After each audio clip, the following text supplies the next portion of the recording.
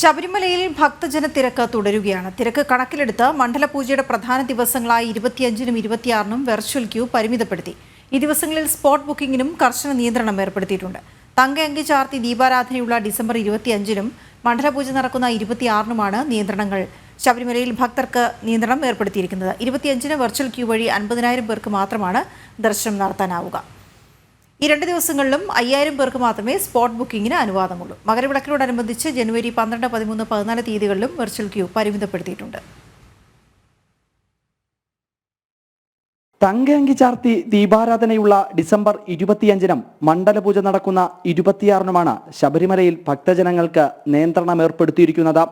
25-ന് virtual queue വഴി 50,000 പേർക്ക് മാത്രമാണ് ദർശനം നടത്താനാവുക. 26-ന് 60,000 പേർക്കും വെർച്വൽ ക്യൂ വഴി ദർശനം നടത്താം. ഈ 2 ദിവസങ്ങളിലും 5,000 പേർക്ക് മാത്രമേ സ്പോട്ട് ബുക്കിംഗ് അനുവദിക്കുകയുള്ളൂ.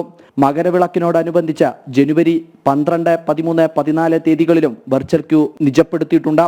മകരവിളക്ക് ദിവസമായ ജനുവരി 14-ന് സ്പോട്ട് ബുക്കിംഗ് പൂർണ്ണമായും ഒഴിവാക്കും. കഴിഞ്ഞ 2 ദിവസമായി 96,000-നും മുകളിലാണ് തീർത്ഥാടകരുടെ എണ്ണം.